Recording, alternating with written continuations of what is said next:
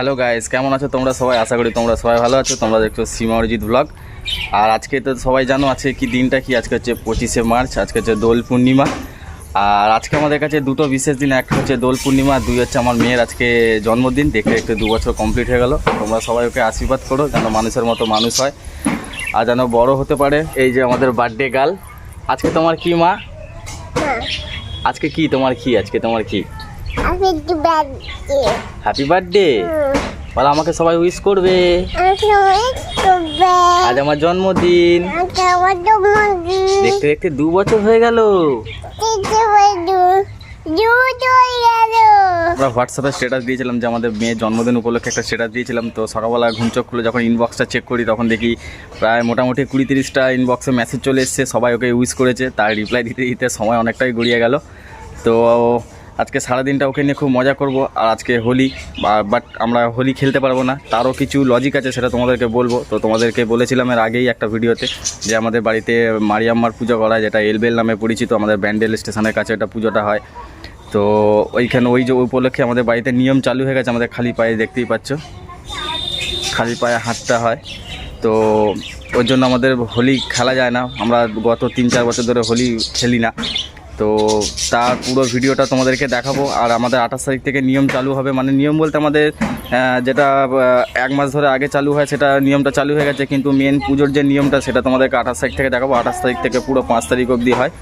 তো 5 তারিখে হচ্ছে মেন, যেটা মুখে রড ফড গাঁথা হয়। তো আমার ভাই সেটা করে, সেটা তোমাদেরকে ফুল ভিডিও দেখাবো। আর যারা চ্যানেলটা এখনও সাবস্ক্রাইব করেন অবশ্যই সাবস্ক্রাইব করে নাও এরকম নতুন ভিডিও দেখার জন্য।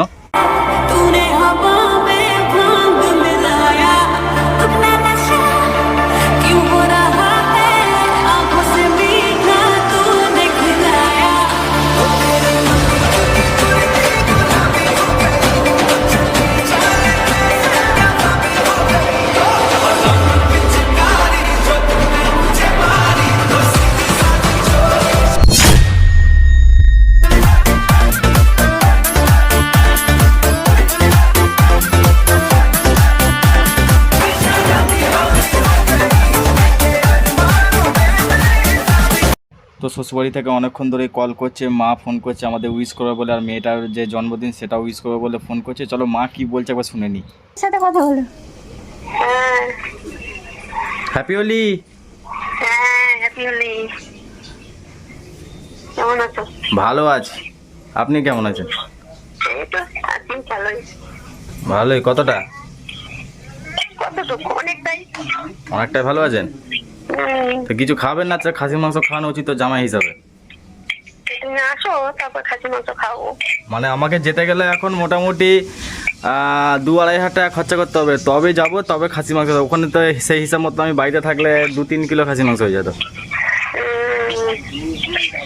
আমাদের কি হয় দেখো, আমাদের যে তোর মা বাবার স্কুল বন্ধ না, তো মালিকের কাছে পয়সা চাইছে, মালিকও পয়সা দিচ্ছে না।